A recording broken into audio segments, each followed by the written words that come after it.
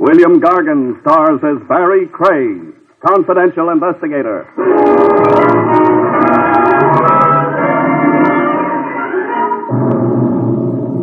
One thing about a corpse you can be sure, folks. Everybody's always trying to palm it off on the next guy.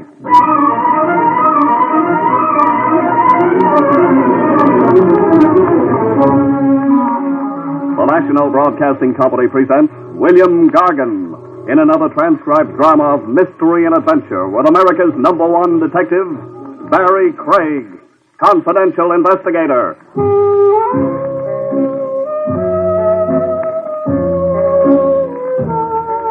Barrie Craig speaking. A wise man once said a good detective's brain is in his feet. I guess he meant footwork solves more crimes than brain work. Ah, Mr. My aching metatarsal. In my business, you rest your feet every chance you get. Any raised surface. Desk, table, the friendly lap. Off go your shoes, and up go your feet. On this occasion, I had my feet high off the floor in a tavern. Downtown along Bail Bond Row, waiting for a bail bondsman named Holloway. Sam Holloway. We had a date set up. Holloway had poured his troubles out to me on the telephone. A Rogues Gallery pinup boy, Joey Florio, had skipped, leaving Holloway holding the bag for bail bond money. A cash loss big enough to give any bondsman a heart failure. $50,000. My feet were asleep when Holloway finally showed. A sad-faced little guy who looked as if he'd like nothing better than a good cry. Mr. Craig? Holloway, pull up a chair. I kept you waiting. Through heartache, stardust, and melancholy baby. Huh? The juice box over there. It's been crying for half an hour. You look mopey, Sam. Mopey? Somebody should have strangled me before I became a bail bondsman. Craig, you've got to catch me a rat.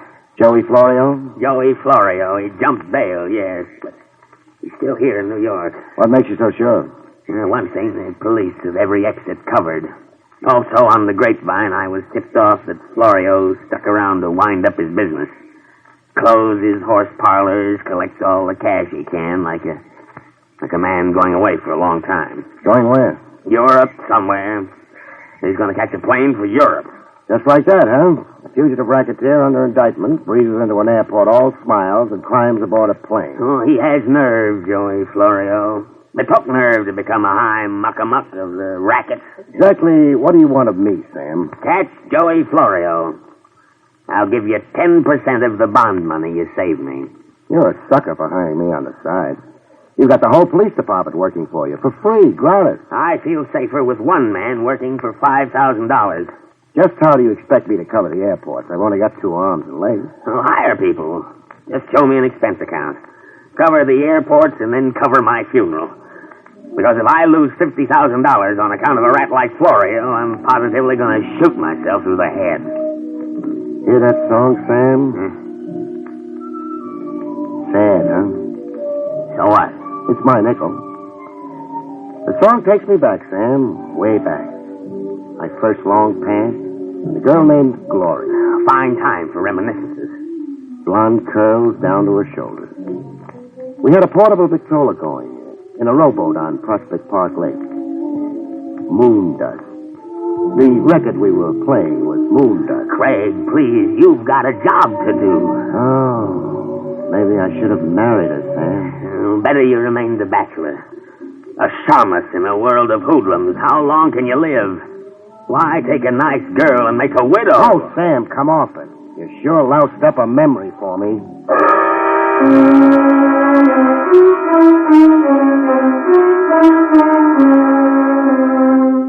I covered the airports to keep Holloway, the bondsman, from attending his own funeral as threatened. I hired a half a dozen stooges for $10 a day and smoke. You know your stations, men. It's a 24-hour watch, so load your pockets with K-rations and carry a change of socks. The guy who comes up with Florio gets a $200 bonus and my love.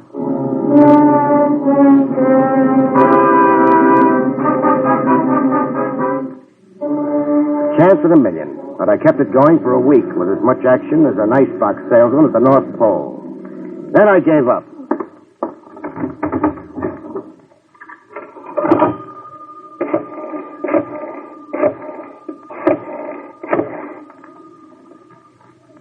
Holloway, this is Barrie Craig. That tip you got on Florio was a dud. I'm canceling out as of now. I'll send you a bill. Coaxing's no good.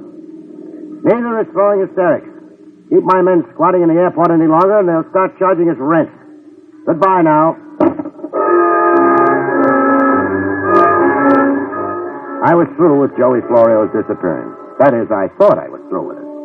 I found out different exactly 2 hours after I'd crossed Holloway off my list of clients.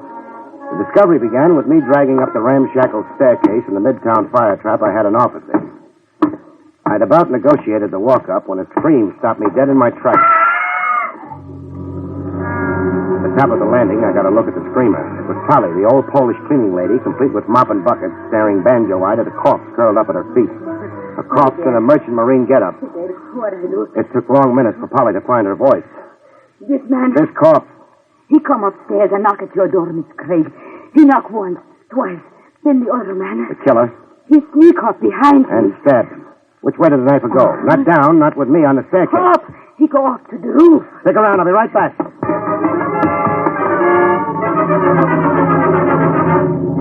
I was right back, empty-handed. The roof led to 88 exits at a 4-block square. A perfect setup for a killer making his escape. I dragged the stiff into my office and then talked to Polly some more, getting nowhere. Now tell me, the knifer, what did he look like? Bad. A bad face. I see that face and I know that man no good. Sure. There were character bumps on his face and you read them. But draw me a picture, huh?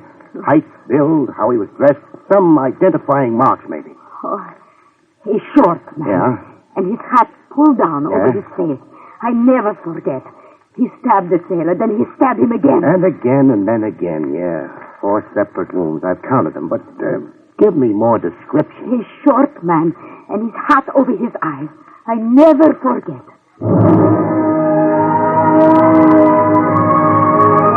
A description to fit every second guy you pass on the street. I shooed Polly, and before calling the police department and making a clam bake out of it, I checked the dead man's pockets. There was nothing in them. Nothing to identify him. Just 3 crumpled dollar bills, some silver, pocket knife, chewing tobacco, a key ring, and a clipping from a newspaper gossip column. Clipping about me. Confidential investigator Barrie Craig, latest recruit in citywide search for Joey Florio. It is rumored that the missing mobster is worth $5,000 to Craig, if he catches him. I was picking my brains over why an unidentified merchant seaman would come see me and get murdered doing it when the phone rang. Craig speaking. I got information for you about Joey Florio. That is, if you're interested. Who am I talking to? General Grant. What kind of a guy? Look, I like knowing who I'm talking to. Then you're not interested in what I have to say. All right, I'm interested. What about Florio? He's at the Freedom Hotel on the Bowery. Making out he's a bum. Whoever said he wasn't. Well, if you was to get over there right away, Why right away? Florio's all set to move on to somewhere else. You really want him, it's gonna be right away. I see. Tell me now, General, sleeping up in that tomb on Riverside Drive like you've been, how'd you know I was interested in finding Joey Florio? It's been in the papers. I read it in the column. And why are you so interested in double-crossing Florio? For a cut in the 5 G's you're going to collect? Oh? How will I know who to pay a cut to if you don't identify yourself? I'll be around to collect when you catch Florio. Better hop to it on a double. Florio's not going to sit around waiting for you. So long.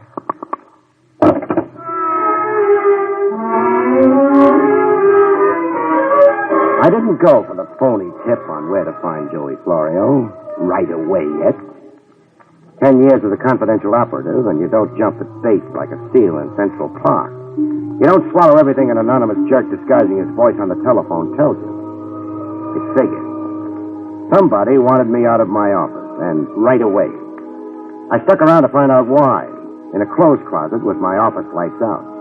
I kept the closet door ajar just enough and waited for development. I didn't have to wait too long. There was a knock on my door.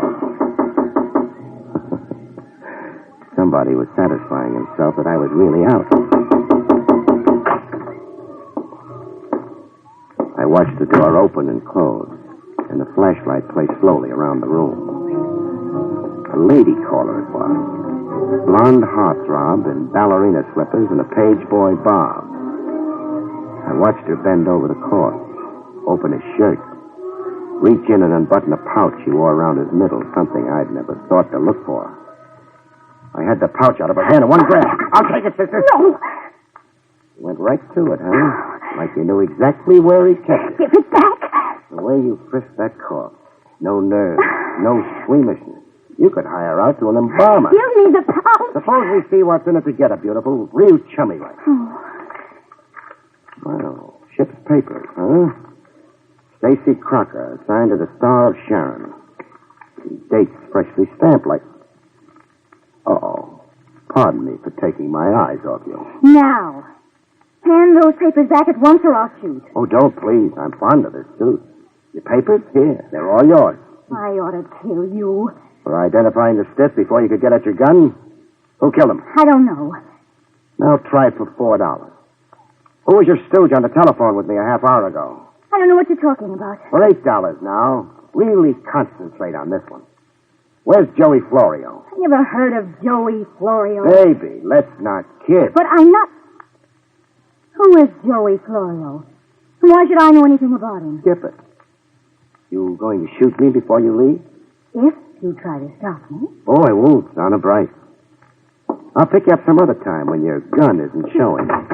You'll know who I am and just where to find me. Yeah, I'll know who you are by your picture. My picture? What picture? Joke. I'm only kidding. Goodbye now, beautiful. If you're going. But I wasn't kidding. Blondie'd had her picture taken the minute she'd come waltzing in the door. An electric eye camera tooled into the far wall and trained on the door. Open my door and get photographed. I'd be looking her up, but later. First, I wanted the corpse removed from my premises. A gift from me to the good police lieutenant, Trav Rogers. After that, I wanted to know more about Stacy Crocker and the Star of Sharon. Police headquarters. Lieutenant Trav Rogers, please. Tell him it's his mortician friend calling, Barrie Craig.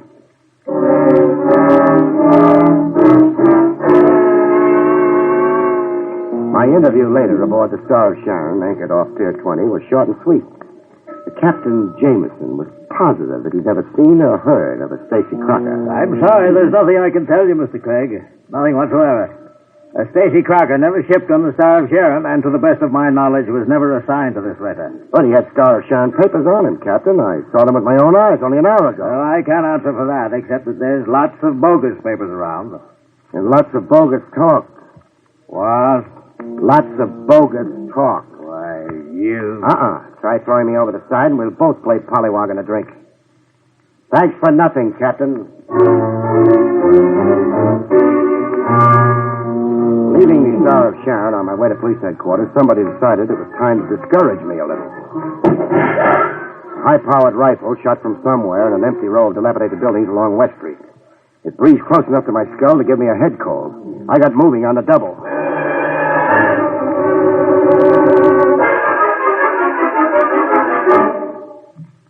I had better look at police headquarters.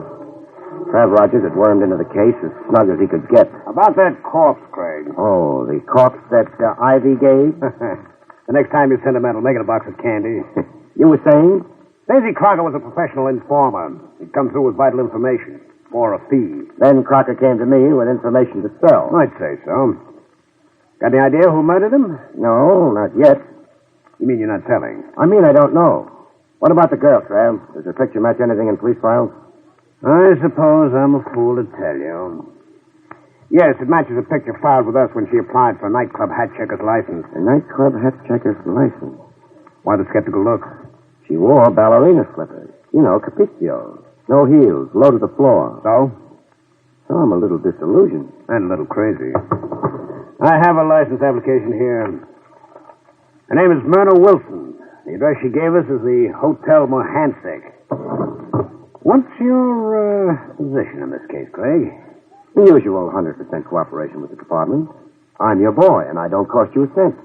Jolly civic of you. Who brought you into the case? Joey Florio's bail bondsman, Sam Holloway. I was to get 10% of the bond money if I beat the department to Florio. Does the murder of Stacy Crocker and the Smyrna Wilson have to do with Joey Florio? If I said yes, I'd only be guessing. Well, I'll have to tear myself away now. Keep in touch, Barrie. Let's not compete. Sure, I'll keep in touch. Any cops I meet, you get first introduction. Oh, Trav. Yes, Craig. The Star of Sharon. When does she sail? Midnight tonight. I suggest you search her from stem to stern, just in case the disappeared Joey Florio does tie in with the murder of Crocker. And just in case Florio picks the Star of Sharon as his way out. We have searched the Star of Sharon. While you had your feet up on my desk and ordered my office around, I had 20 men go over every inch of the Star of Sharon. Ah, clever man. I'm going to tell a taxpayer about you.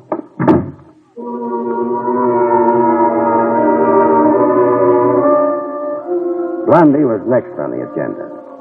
A residential dump, the Hotel Mohansick.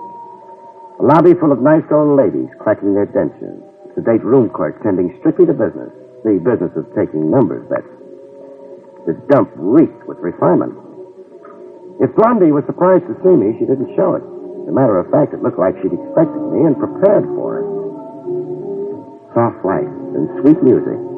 There were hors d'oeuvres on a tray. Cordial glasses set around a colored decanter. And the smell of incense everywhere in the room. Is the party for me? If you want it to be, Barrie Craig. You're not surprised I came right to you? No. I knew you would somehow, sooner or later. You see, I made inquiries about you. Your reputation. What did my boosters say? That you're a bloodhound on the scent, that you get things done. My ears are blushing pink. What are you softening me up for? I need a friend. A boyfriend? A champion. How about a patsy? No, I wouldn't be fool enough to underestimate you like that. I'm in desperate trouble. You're not kidding. Let's get rid of the musical background, huh? That merchant seaman was very, very dead. I had nothing to do with his murder, I swear. You tried to prevent my identifying him. Yes, but only that. Why only that? Stacy Crocker was an informer. He'd gone to your office to disclose certain confidential information. I already know that. Confidential information involving me. Involving you in what? Robbery. I used my job as hat check girl to play lookout for jewels worn by wealthy patrons. Here, I'll show you. Where? Are they real? Very real. Rings, brooches, tiaras, loot. How did you manage to steal them after scouting them? You don't look like a society raffles to me. I had a partner. And the lucky sidekick? Tex Kirby. I'm telling you the truth, Mr. Craig. Barrie. Barrie, huh? We're really getting cozy now. But let's hear Kirby's version of it. Here's Kirby's version, but how... But where is Kirby? Watch how I materialize people, beautiful. Okay, Kirby, you can come out of the kitchen now and join the party. You're smart, Craig. I learned to add 2 and 2 a long time ago in night school. I figured Blondie would have a chaperone hidden somewhere in the woodwork when a great lover boy like me came calling. I asked Kirby to be here in case you insisted on questioning him. Sure. Okay, I'm insisting. What about these jewels, Kirby? Well, like Myrna told you, me and her was working in together, stealing them. And you didn't kill Stacy Crocker? No. I only knew he was on his way to tip you off to our racket, so he could cut in on the insurance reward you'd collect. Well, so much for that. Now tell me about Joey Florio. I never met the guy. But you telephoned me Florio was at the Freedom Hotel on the Bowery. I telephoned you? Let's not get cute now, Kirby. Okay, it was me. I wanted to get you out of the way so Myrna here could frisk Crocker. How'd you know Crocker was in my office at all? And in the defunct state he was in? I tailed him to your place. I was downstairs waiting when a cleaning lady came running out into the street to tell the whole neighborhood that somebody'd shoved a knife in a merchant sailor upstairs. Smart boy, Kirby. You got all your answers worked out. Well, it's the truth. You cooked up a cute story, you two, but it's as phony as Blondie's eyelashes. Are you always so cynical, Mr. Craig? No, I believe everything I hear. but only on the 8th day of the week. Nice try, kids. I hope Joey Florio appreciates what you both tried to do for him. Florio, but we told you repeatedly... I told you there was no use coming clean with Craig. Clean as last winter's unwashed socks. Do I walk out of here standing up, or do you two connivers have other plans for me? Maybe I have got other plans. Then for safety's sake, maybe I'd better take certain precautions.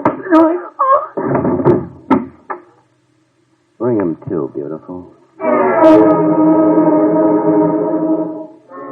Murder in Kirby's Big Try and Big Lie on behalf of Joey Florio was as easy to read as the ABC on a kindergarten blackboard. They'd outsmarted themselves, the way phonies always do. I'd been fed a melancholy lie in a room lousy with monograms. Monograms on the sofa pillow, on the tablecloth, even on the silk lounging pajamas Blondie's been wearing. The monogram? JF. JF for Joey Florio. It all boiled down to one simple truth. I didn't have to be the seventh son of a gypsy to figure it out. Florio planned to leave justice, Holloway the bondsman, and the USA behind him. Not by plane, but on the Star of Sharon. Stacy Crockett'd come to tell me that when somebody stopped him. Then Kirby and Blondie did what they could to stop me from identifying Crocker. From tying Crocker in with the Star of Sharon. I was in the doorway along the waterfront at 1:45, 15 minutes before sailing time. There was a cop assigned by Trev Rogers on fixed post, watching the Star of Sharon until it sailed. Everything was as quiet as a graveyard for a while. Then the fireworks began with a rush. First came a scream. A woman screaming her head off around some dark corner. The cop on detail went running toward the screen, waving a service gun. I stood pat in the doorway. It was a decoy trick. It had whiskers on it. If it wasn't, even a woman getting herself murdered somewhere couldn't get me away from the Star of Sharon. I played it right. With the cop diverted, a car rolled up to a fast stop right in front of the pier. I watched the guy jump out and the car shoot away. I didn't have to guess who. Bail jumper Joey Florio, catching a freighter at the last minute. He was running for the gangplank when I fired a warning shot. Lower, stop where you are! Florio stopped cold and I went across to get him. Somebody had other plans for Florio. Somebody with a stuttering typewriter.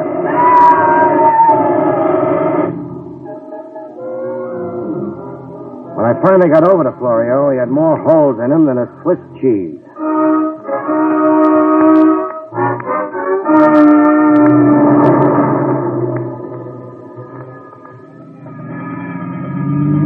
The police took over. The last I saw of Lieutenant Rogers, he was hitching a ride on the morgue wagon. I caught a cab to the home of Sam Holloway, bail bondsman.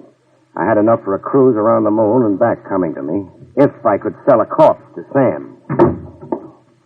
Hello, Sam. Craig? This time of night? I never sleep. Too many guns going off. Still want Joey Florio? I still want my $50,000.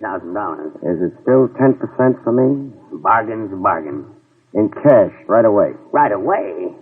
Well, Craig, it's after midnight. I know you keep that much cash on you. Guys get themselves in trouble with the law at all hours.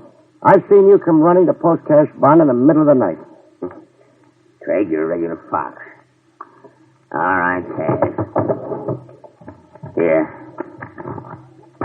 $100 bills. Now, where have you got Joey Florio? I turned him over to the morgue wagon. The morgue wagon? Florio was machine gunned to death less than an hour ago. Florio was murdered? Yeah. But he isn't worth crying over, Sam, so dry your tears. But she's worth crying over, Sam. She? That girl in the picture on your desk. Who is she? My daughter, Hannah. Hannah? I know her as a hat-check girl calling herself Myrna Wilson. You didn't really expect to get away with it, did you, Sam? No, I guess not. All I wanted to do was see Joey Florio dead. And you sure did that. I didn't have to be too bright to know that you had some hidden motive in bailing out a bad risk like Joey Florio. I wanted him out of jail, in the open, where I could kill him. So you hired me to lead you to him, before he either got away or the police steal him off from your vengeance. Then you followed me around while I looked for Florio. Yes. He turned my daughter's head, He dishonored me. I wanted to kill him myself. I'm sorry, Sam. Sorry you were fool enough to take the law in your own hands. You want your 5,000 back? Keep it, Craig. You earned it. You're a good investigator. The trouble you're in, you'll need it, Sam. So I'm giving it back. That much money, I get fat and lazy. Besides, I didn't really earn it. As it turned out, I didn't catch up with Florio. Get your hat, Sam. On our way to police headquarters, we'll hire you a good lawyer. Maybe it won't go too hard on you for exterminating a rat.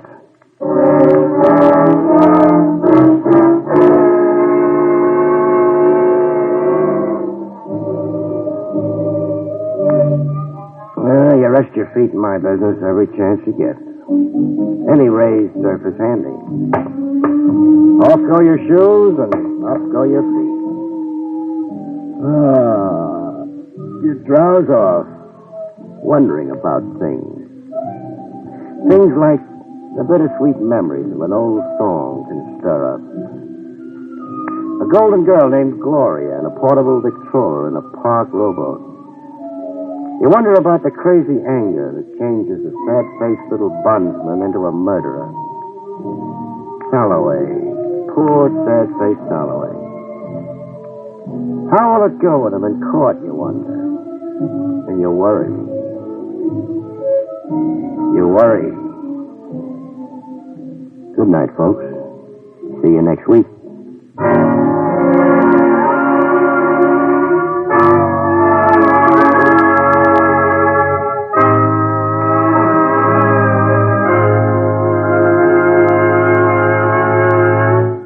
You have been listening to William Gargan in another exciting transcribed mystery drama from the adventures of Barrie Craig, confidential investigator.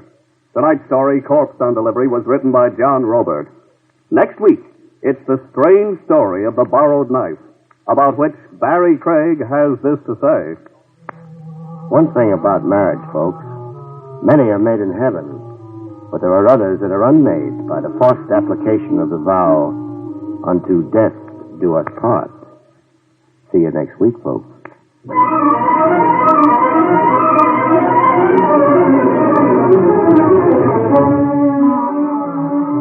Featured in the role of Myrna was Amzie Strickland.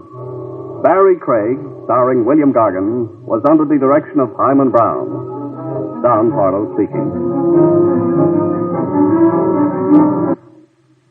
Now it's Meredith Wilson's Music Room on NBC.